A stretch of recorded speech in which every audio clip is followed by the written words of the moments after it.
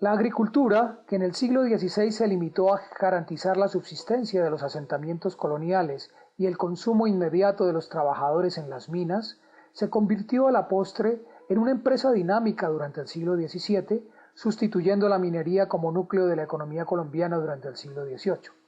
A finales de la década de 1700, el azúcar y el tabaco se habían convertido en importantes productos de exportación. El crecimiento de la agricultura se debió en gran parte al agotamiento cada vez mayor de los recursos minerales y los metales en el siglo XVII, lo que obligó a la corona a reorientar su política económica, estimulando el sector agrícola. Como la agricultura comercial se convirtió en el fundamento de la economía colombiana, dos formas dominantes de tenencia de la tierra agrícola surgieron: la encomienda y la hacienda. Estas figuras se distinguían por la forma en que los terratenientes obtenían los réditos del trabajo. La encomienda era una concesión en la que la corona establecía al encomendero derecho a percibir tributos por parte de los indígenas encomendados dentro de un límite territorial determinado. Por el contrario, la hacienda funcionaba a través de un contrato suscrito entre el propietario hacendado y los trabajadores indígenas, mediante el cual se establecía que los indios laboraban en la tierra del hacendado durante un número determinado de días por semana o por año, a cambio de pequeñas parcelas de tierra.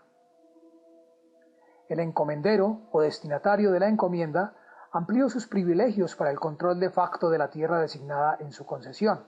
En efecto, era un funcionario encargado por la corona para ofrecer apoyo a los indios y asegurar su bienestar moral y religioso. Al asumir que la tierra de las colonias y sus habitantes estaban enteramente a su disposición, la monarquía reinante asume la encomienda como una figura humanitaria y constructiva en aras de proteger a los indígenas y asegurar su bienestar.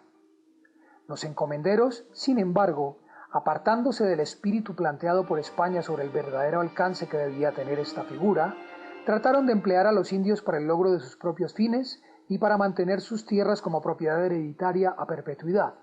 La mayoría de los encomenderos obraron como aventureros con fines particulares, en lugar de hacerlo como funcionarios de la corona.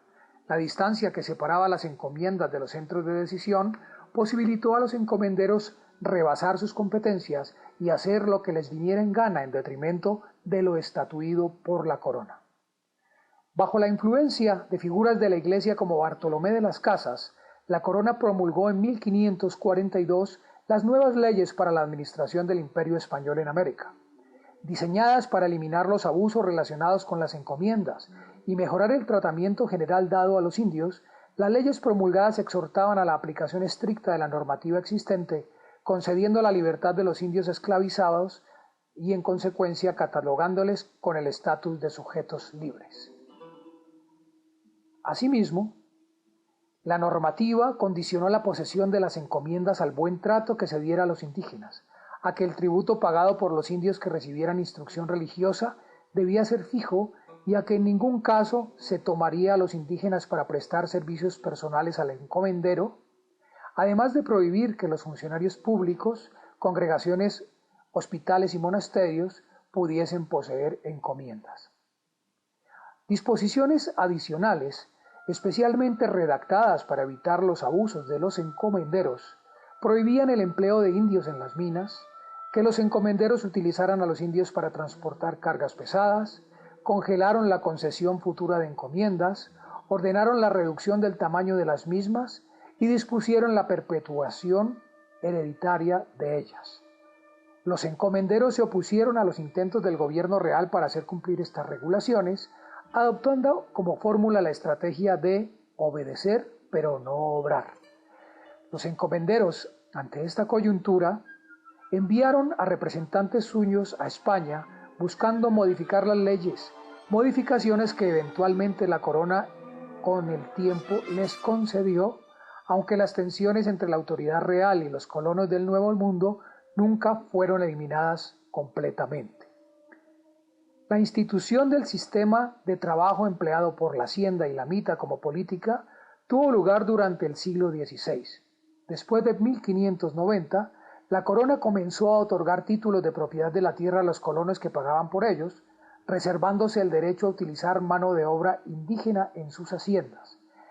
En virtud de una reforma agraria promulgada en 1592, la corona estableció resguardos o reservas para asegurar la subsistencia de los indígenas y su permanencia, evitando así que ellos fueran desarraigados de la tierra para ser vendidos a los demás. La compra de las tierras a la corona impulsó el desarrollo de los latifundios.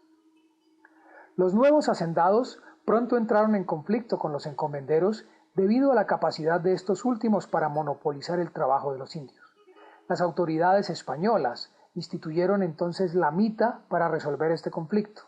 Después de 1595, la corona obligó a que los hacendados contrataran a los indígenas de los resguardos vecinos hasta por un máximo de 15 días al año.